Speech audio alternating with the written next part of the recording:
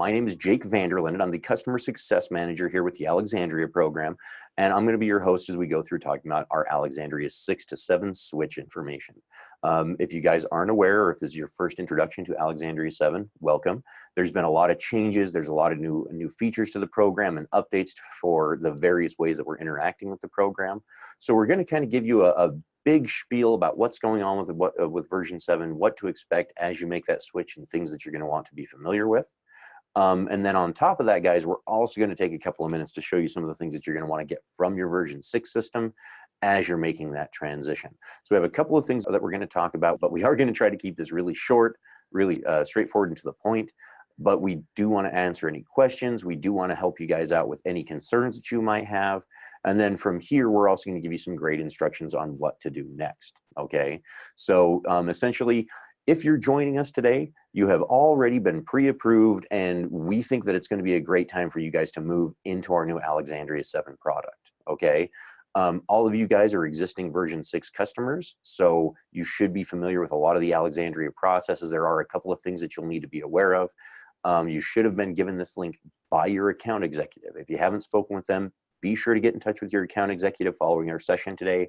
They can tell you about any product code changes, cost changes, anything like that that might be established with your account moving into Alexandria 7.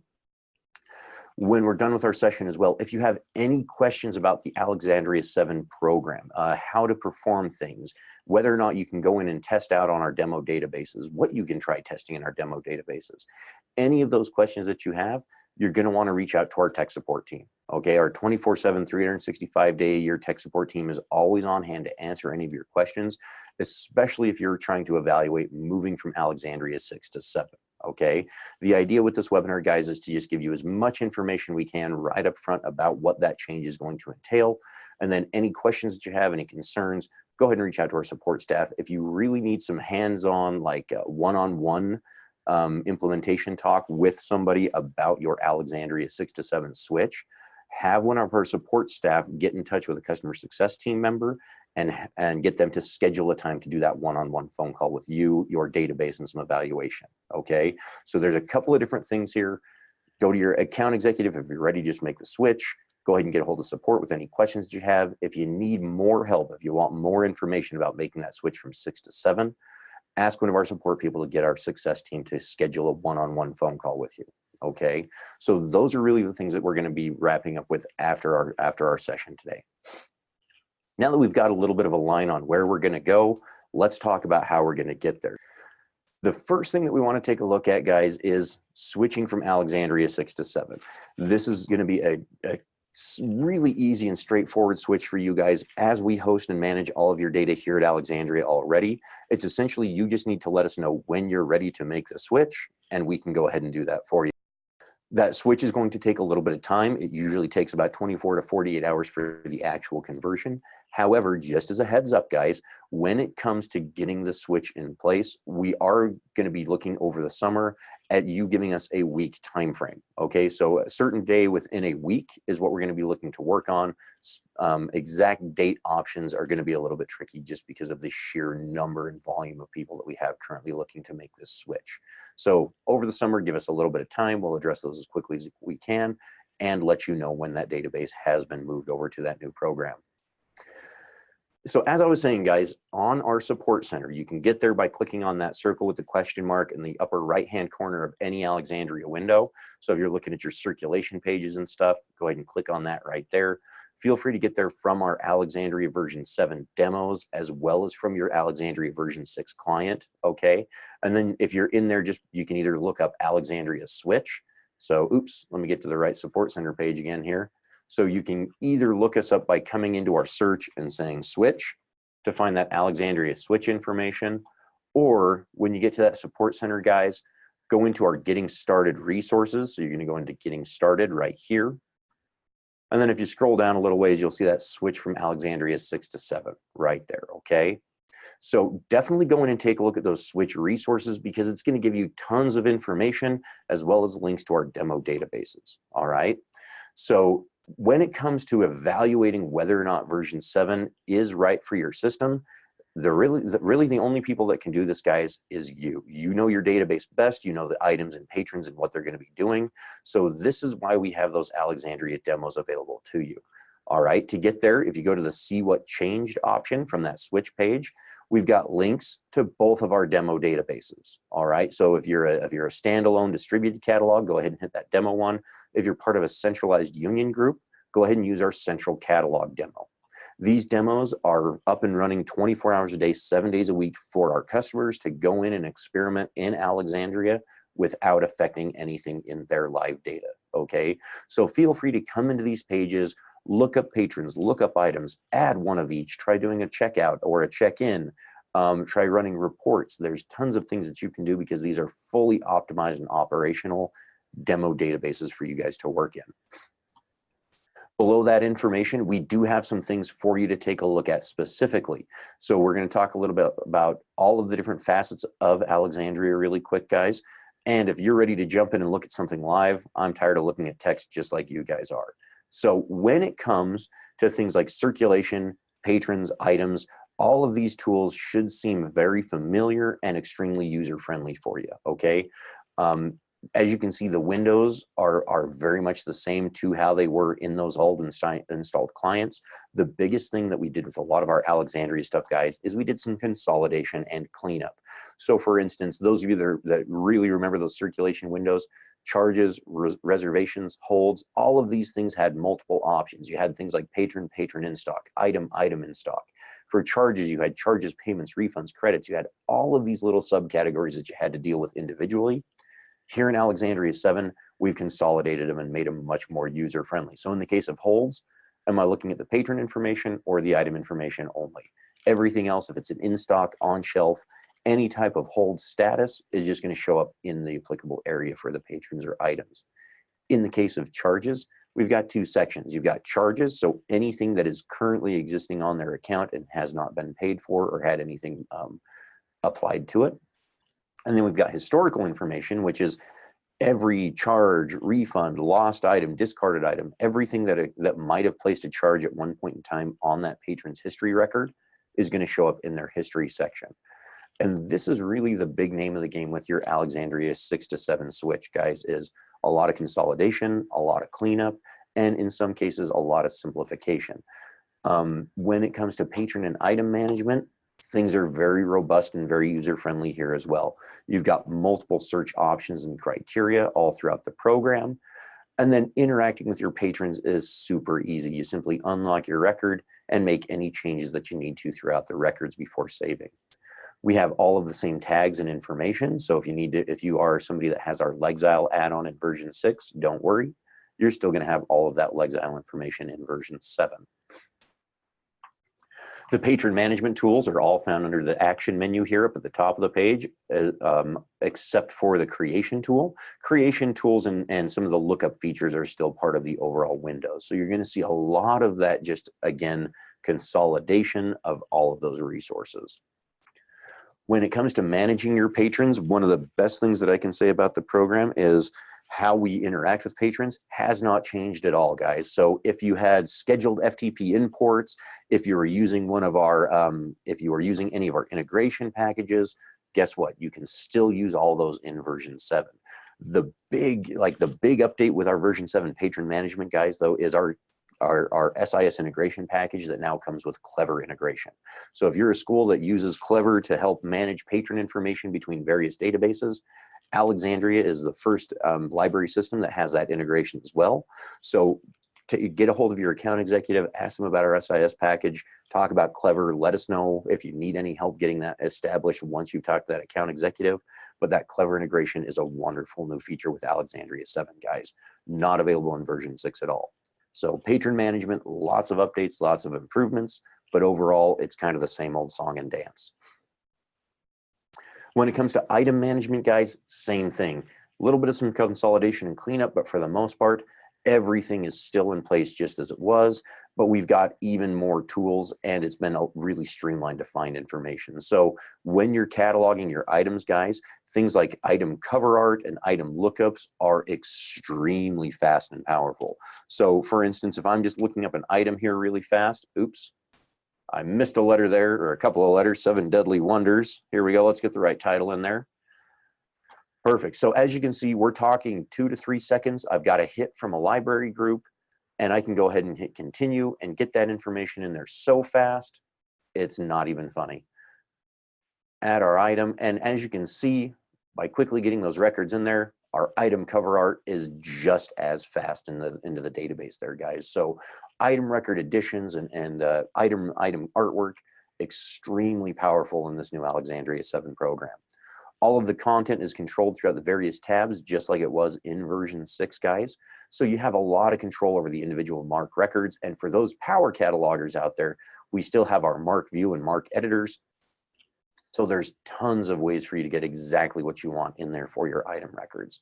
If you want to have a template in place, guess what you can do? You can go ahead and create an item template just by filling in the basics. And then you can go ahead and just make duplicates and copies of that record anytime you need to add something of that new material. So there's lots of fun things and lots of neat little features that we have for managing those item records. And we've made managing the copies even easier by providing you list options and availabilities as well to really go in and deal with that individual barcoded copy whenever possible. So again, guys, the name of the game in the librarian tools, consolidation, cleanup, and then power. We wanted to make sure that you guys could do these things as quickly as possible. Items, patrons, all of the entry stuff just as quickly as you can, and managing your database as much as possible. So tons of features on the librarian side. Where some of the biggest things are going to be updated though is in some of the tools. Now, as we come into the toolbox, guys, I do want to go ahead and address one of the things that will not transition from your Alexandria 6 system. And I'm actually going to kind of do this as a big group, okay? So when you go from 6 to 7, guys, any of your created and saved operations. So if you have a report created and running on a schedule, if you have an automated import for your patrons, if you've got an automated export of your financial information, even in the case of your Explorer resources, so like any customized Explorer buttons that you've created and saved to your Alexandria Researcher pages, all of those tools have been redesigned and re-implemented here in our Alexandria 7 program. So you are going to be looking to recreate those from scratch. Now, don't stress, don't worry. We've got a couple of tools that we're going to show you in version 6 to make those things really easy to recreate in version 7. I look at this as it's time to do a little bit of spring cleaning. Anything that we weren't using previously or any of those outdated operations that you aren't using anymore, let's not just dump those into version 7 and keep working with them. Let's just go ahead and have you recreate the things that you're going to need for your facility using those new Alexandria 7 tools, all right? So just keep that in mind. Any customized or created and saved operations. So what this means, guys, is your preferences, your settings, all of those background features, those should remain in place. Any policies that you have created to control circulation are going to transition with your database. All of your customized like terminology fields, if you're not using homerooms, if you're using a teacher name or a classroom number or something like that, all of those preferences will remain with your transition into Alexandria 7, okay? The only things that do not come over are those customized, created and saved reports and operations, as well as your Explorer panel buttons, all right? So I wanted to get that out of the way before we went in and took a look at some of these things, because as soon as you look at them, it should make sense why those things don't transition, guys. First place that I want to jump into here are reports and utilities, okay? So reports and utilities in Alexandria 7 are very similar, albeit they've been a little bit simplified and cleaned up. We no longer have Boolean operators across the board. We are going to be putting back in selected Boolean operations for specific fields going forward, okay? So just as an FYI, that's one of the big changes. But other than that, everything else is in place. So if I need to come in and print my copy barcode labels, I've still got all of those features available to me, selecting on date ranges or barcode ranges and things like that. One of the wonderful things that we have with Alexandria 7, though, is the ability to create and save custom barcode images. So you're gonna wanna come in here, guys, create that barcode image. Don't forget to hit the create and save option down at the bottom of the page, okay? That way you're not having to recreate the image every time. Go ahead and create it one time, and then use that created and saved report for all of your future barcode needs to make sure everything stays consistent throughout your database. In the case of information-based reports, things like loaned item information, or maybe just classroom reading lists and things like that, we've done a lot of consolidation here. So for instance, back in version 6, you used to have things like, I need my loaned items one line, or my loaned items complete. Maybe I want loaned items detailed with cost. You had all of this list of reports to pick from, okay? In Alexandria 7, what we've done here, guys, is we've essentially cleaned everything up and made it very simple report options. I'm looking for loaned items information.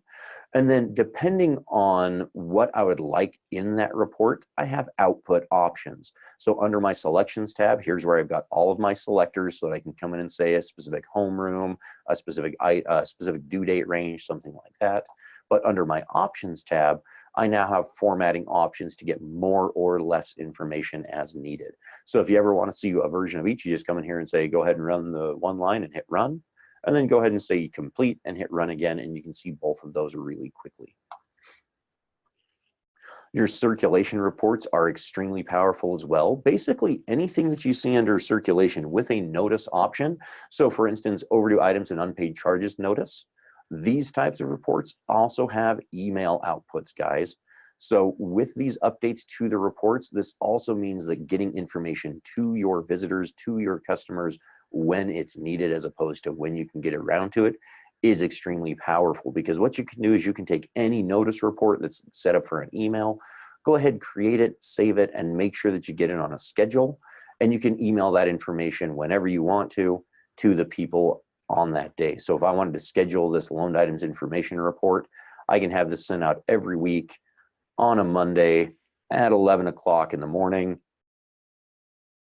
That way, this teacher is always going to get that saved list the day before her school or her classroom, excuse me, comes into the library and needs to return those materials. All right.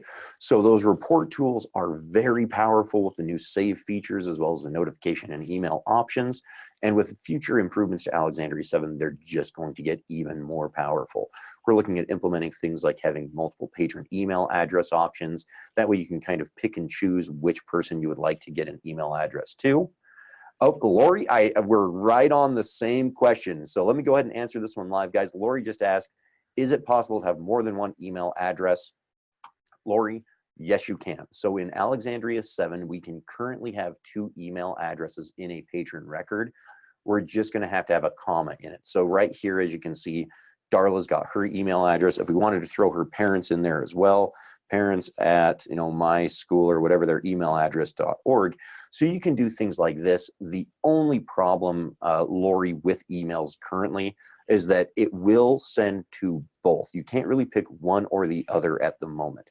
The future improvement that I was just mentioning is going to give you 2 dedicated email address fields, and then you would be able to select a preferred email address for all of those email notices and things that are going to be sent out from Alexandria. So that way, in the case of your, like middle school, high school level students, or even your elementary school, if your kindergartners need to have their email go to their parents and then everybody else, it goes to the student themselves, you're going to be able to do that with future improvements to Alexandria 7. Those are all things coming in the works. So great question, Lori. I'm glad that we were on the same track. But guys, I can't stress enough, keep getting in your questions, okay? The more questions that we can answer, the better off we're going to be, all right? So multiple emails, definitely an option, guys, but it is going to be an Alexandria 7 specific, all right? Pardon me, guys. Allergy season is kind of in full swing, so I'm trying to keep things from getting too loud here. I do apologize about that. But as we were talking, so reports, extremely powerful, very user-friendly, scheduling and saving, all wonderful tools, and more especially those delivery options. They're going to help you guys automate a lot of the information that needs to come out of your system. Your utilities can be automated as well. So if you ever want to make sure that, say, certain information is in the proper series fields, or if it's in the proper call number order or something like that, again, your utilities, just like your reports, if I can report on the information, I can create, save, and get a utility in there to modify and update contents on a schedule as well. Okay, again, with utilities, just like reports, we've done a lot of simplification. So things like doing item removals or patron removals, we've really tried to specify exactly what you're looking at. Remove copy notes, remove discarded copies only, lost copies only. So we've done a lot of consolidation and cleanup here as well, guys. Okay. Now, because we are talking about utilities and we're kind of talking about item information changes, guys, I want to take a brief moment here to talk about some of the things that our training department has done over the last year to make just more information available for the Alexandria program, especially things like cataloging changes. So, really fast, guys, one of the things that did get some updates between Alexandria 6 and 7 is our cataloging rules. Over the last few years, there's been a lot of changes to cataloging standards with things like AARC2, the new RDA formats and options. There's just been a ton of changes to the not to the Alexandria, to the library world as a whole. Okay, a lot of things have been updated. For instance, according to the Library of Congress, things like genre information now needs to exist in the 655A field specifically. That's where they say that this information needs to be. So in the case of Alexandria, we're going to be making sure that when you're adding that information, you're getting it into the proper catalog fields according to those groups. Now, if all of your information from version 6 doesn't quite match, don't worry, guys. We have a lot of tools. We have a lot of resources to get the information from where you might have it into the proper fields and locations. And we've got tons of ways to get you this information. One of the things that we have done from a training standpoint, guys, and I'm going to jump out of our Alexandria program here really quick. I'm going to tout our Alexandria YouTube channel and our Alexandria Support Center here really quick. So our Alexandria Support Center, we've just put tons of information and resources into. If you come in here, we've been doing monthly Alexandria workshops. You can find all of those workshops with notes and cliff notes, as well as FAQs and guides right here on our support center. I've put on a few of those. Josh Hutchings, Seneca Ramirez, all of my training and success staff has been working on those. So we've just been trying to roll out tons and tons of content. Our Alexandria YouTube channel as well, guys, is where you're going to find our full online Alexandria 7 basic training platform. We're going to be implementing this throughout our support center as well over the summer in a guided workflow process. But there's tons of information online. So take a look at our YouTube channel. Our monthly training workshops are posted here as well. This is where you're also going to find our Alexandria V6 workshops that we've held this year. We haven't been doing a lot of content for Alexandria 6 because it is one of our legacy softwares at this time, but we are going to have a little version 6 dedicated section here on our YouTube channel in the coming months to kind of address some of the concerns with the program, as well as what you need to do to get updated and ready for making your switch into Alexandria 7. So look for more updates and changes to content going forward here as well, guys. But there are tons of resources right at your fingertips to help you out with all of your Alexandria 7 needs. A big one that I'm going to strongly stress that everybody take a look at as they're getting ready to make that switch is the one right here called Alexandria Workshop, Your Items and the Tools to Manage Them. Okay, this is one that we go into a lot of the differences on things like series cataloging and information, genre cataloging and information, tools and utilities to manage those things specifically, getting content to show up in your researcher pages. It's a very, very good workshop on all of those cataloging changes that to kind of expect with that switch to Alexandria 7. So if you're getting ready to make that switch, definitely give that one a watch, guys. I can't recommend it enough because it's going to make things make a whole lot more sense when you actually start looking at your converted data and seeing where things live in the system. Okay. So we've put tons of content out there. We really are trying to make you guys as familiar as possible with that Alexandria 7 product. And if you're ever not seeing your topic discussed specifically, let us know. I'm always looking for more content and ideas for future workshops. Get those in through our ideas. Let us know through our support staff. We'd love to cover those in future videos with Alexandria. All right, so we've talked about some of the things that are pretty much the same and where you can get a lot of resources for for going in and getting yourself familiar with your Alexandria 7 product, guys. The last thing that I want to tell you along those veins is kind of coming into our preferences and some of our settings. So as we mentioned, reports, utilities, a lot of those tools are very, very similar as they were in version 6, just with some updates. Preferences and settings, guys, are one of the things that should be switching over with that conversion though. So the big thing here, everyone, is when you make the switch to Alexandria 7, you're going to want to confirm those things. Double check your patron and item settings. Make sure that you come into your policies section and that you verify that you are seeing all of your policies transitioned over. The one caveat to your preferences and settings are the researcher settings, guys, and that's because the researcher as a whole has been completely redesigned in Alexandria 7, okay? Everything else in your preferences and settings is going to be in place. Researcher is the only one that'll be a little bit different here. Your security group preferences, so all of your library administrators, district admins, all of those people, same exact settings in the database. Any barcode updates that you've made, you should see those there, as well as your localization and terminology changes. So again, if you don't use homerooms, if you use classroom numbers or grade levels or something like that, all of those changes should be reflected in your Alexandria 7 system when you make that transition. All right. Now, the big one that's going to require an update, guys, is the Alexandria Researcher. So the Alexandria Researcher as a whole, everyone, has, as I mentioned, been completely and totally redesigned, okay? Basically, in Alexandria 6, your researcher was the search platform. It was the place that you sent all of your students to actually look up your items. The new way of thinking about Alexandria Researcher, and more specifically searching and looking up items in Alexandria, is that the researcher itself is a suite of tools available to your end users and visitors. So your students have multiple lookup options, not just a researcher option. Okay, researcher is a suite of tools. Now, these tools have a wide variety of things. So you can see that we've got our search and scout and explorer. These ones are pretty much similar to how they were in version 6.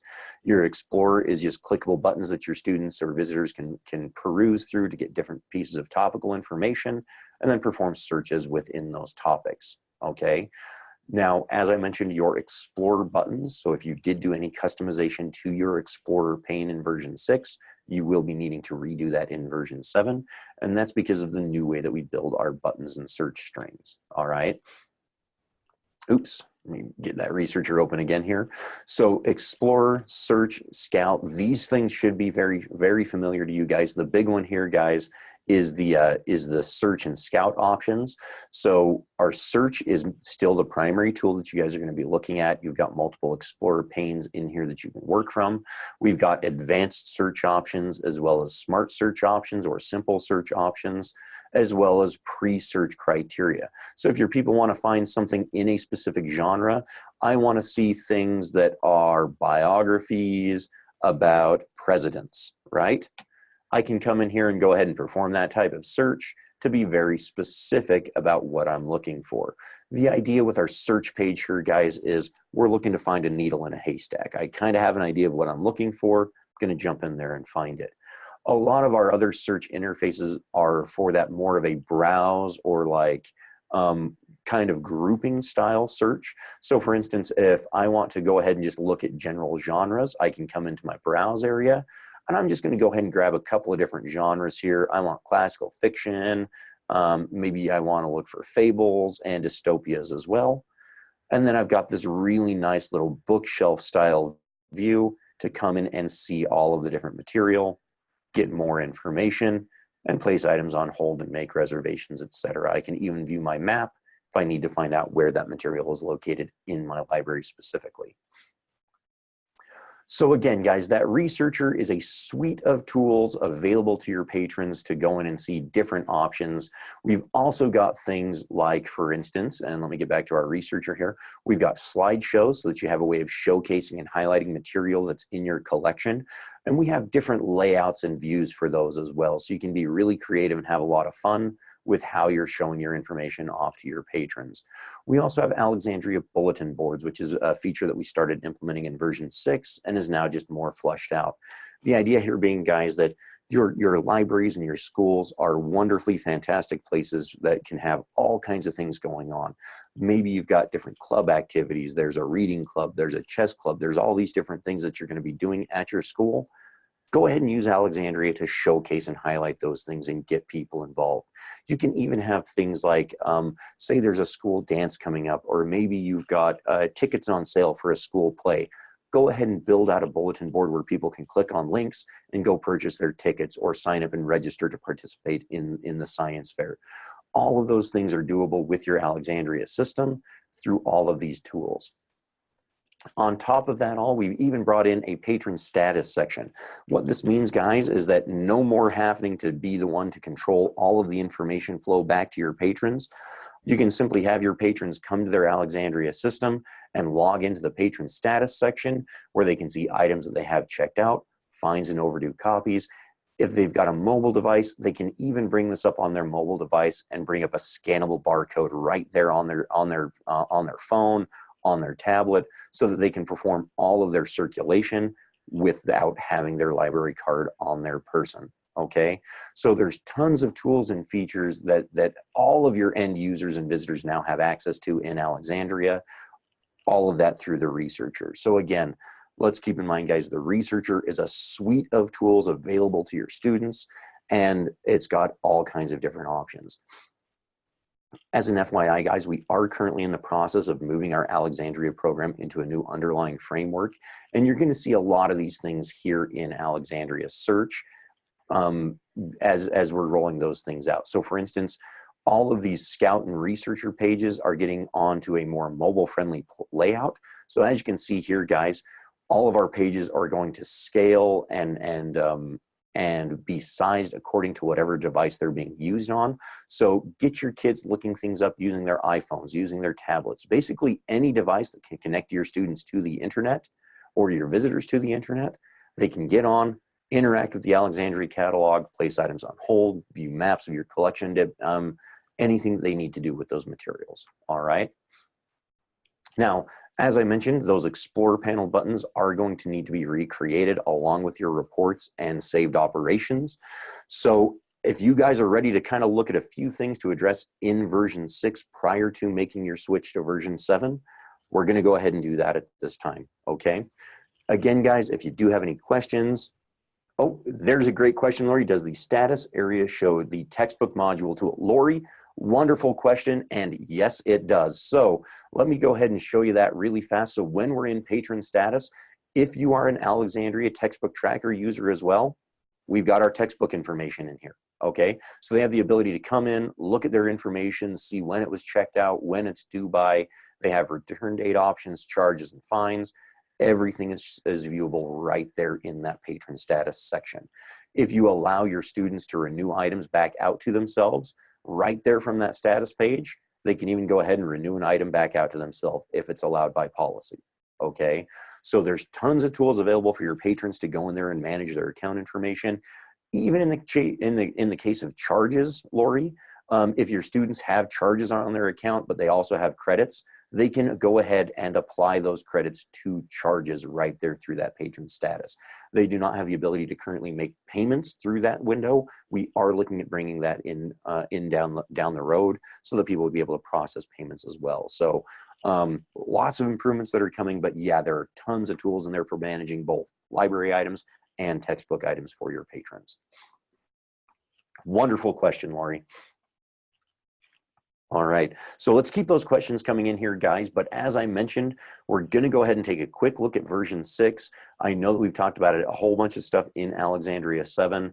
But again, if you have questions, go ahead and get those in now. If you aren't sure about those questions, think about them, give our tech support staff a call, okay?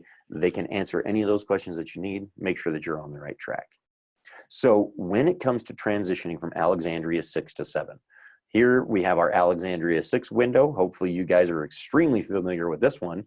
And what I'm going to point out here, guys, are 2 specific reports to getting all of that old saved operation information printed out for you so that you can recreate those buttons. You can recreate all of those reports in Alexandria 7, okay? Again, I mentioned the name of the game is cleanup, so we don't necessarily need to recreate all of them. but we do want to make sure that you can create as many of them as you need. All right. So the first thing that you're going to want to do when you get into your Alexandria 6 program, you're going to go into Tools, you're going to go into Reports from here, and then under Reports, we're going to go into our Special category, okay? The two reports that we're going to be looking for are the Explorer Pane Summary Report. This one is going to give you all of the button search options that you've created for your Explorer pane. And then the other one is our Operations Summary Report, just a couple of line items down, okay? Those two reports right there are going to give you all of the select by content and information that you're going to need to recreate your saved operations, be it a utility, be it an import, a report, an export, any of those saved operations. This is going to be the one that you're going to look for. All of your Explorer pane buttons, everything like that is going to be that Explorer pane summary report. Okay, these things are really pretty straightforward here, guys. I'm just going to go ahead and print one of these really fast so that you can get a quick look at it here. Oh, that's a little bit small. So let's go ahead and zoom in here as well for you. There we go. So when you're looking at this content, guys, it's really pretty straightforward. We have a blank import that's currently shared or that's currently saved. As you can see, it doesn't really have any input information. This is a demo database, so we're going to have a few things like that in there. But for anything that is an actual operation, so like right here, we've got a usage by period statistics report. Here's the selectors. It's by all statistics, sorting by the month. Output is going to operation management. There's no notifications or options, okay? So with that information right there, guys, we'd be able to go into Alexandria 7, recreate this report, get it scheduled, output options in place. If we need it delivered to, say, a financial advisor or a specific teacher or librarian, we can go ahead and put those things in place as well. And then this report will be ready to go for all of those new things in your system. So again, do not forget, guys, when you're getting ready to make that switch, your operations summary report and your Explorer pane summary report, those are the two must runs, okay? Once you've got those printed off, then anything that you need to recreate should be pretty straightforward and simple to do.